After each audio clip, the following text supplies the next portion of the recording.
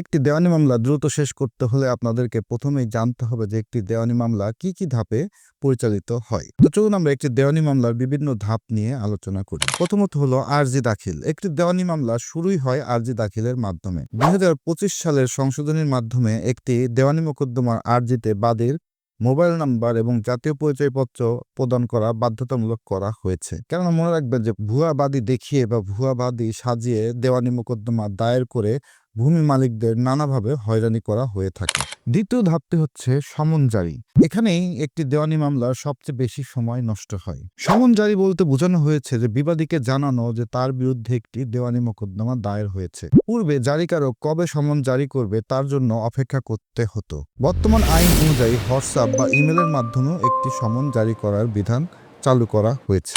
এর পরের ধাপটি হচ্ছে লিখিত জবাব দাখিল। বিবাদী মামলা সম্পর্কে অবহিত হবার পরে বিবাদীকে বিজ্ঞ আদালতে হাজির হয়ে মামলার একটি লিখিত জবাব দাখিল করতে হয়। এর পরের ধাপটি হচ্ছে এডিআর বা মধ্যস্থতা। এডিআরকে আপনারা অবহেলা করবেন না। বিচারক একটি মামলার বিচার শুরুর পূর্বেই বাদী এবং বিবাদীকে মধ্যস্থতার একটি সুযোগ প্রদান করে। এখানে যদি পক্ষদ্বয়ের মধ্যে মিটমাট হয়ে যায় তবে একটি দেওয়ানি মামলা এখানেই শেষ হয়ে যেতে পারে। এর পরের ধাপটি হচ্ছে ইস্যু গঠন। যদি উভয় পক্ষের মধ্যে মধ্যস্থতার জন্য বিজ্ঞ আদালত তারিখ নির্ধারণ করার পরেও বাদী এবং বিবাদীর মধ্যে যদি কোনো ধরনের মধ্যস্থতা না হয় সেক্ষেত্রে বিজ্ঞ আদালত একটি মামলার ইস্যু গঠন করবেন, অর্থাৎ কোন কোন বিষয়ের উপরে একটি দেওয়ানি মামলার বিচার কার্য পরিচালিত হবে তার একটি ইস্যু ফ্রেম করবেন, অর্থাৎ বিরোধের মূল পয়েন্টগুলো ঠিক করবেন।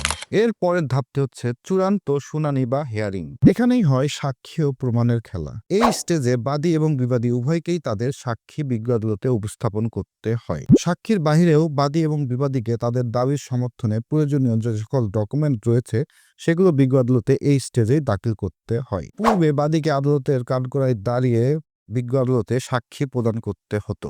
বর্তমানে এফিডেভিটের মাধ্যমে বিজ্ঞ আদালতে সাক্ষী জমা প্রদান করা যায়। এক্ষেত্রে মনে রাখবেন সাক্ষী এফিডেভিটের মাধ্যমে জমা প্রদান করা গেলেও সাক্ষীকে অবশ্যই অপর পক্ষের আইনজীবীর জেরার সম্মুখীন হতে হবে বিজ্ঞ আদালতে সশরীরে দাঁড়িয়ে। বাদী এবং বিবাদীর সাক্ষী শেষ হবার পরের ধাপটি হচ্ছে যুক্তিতর্ক।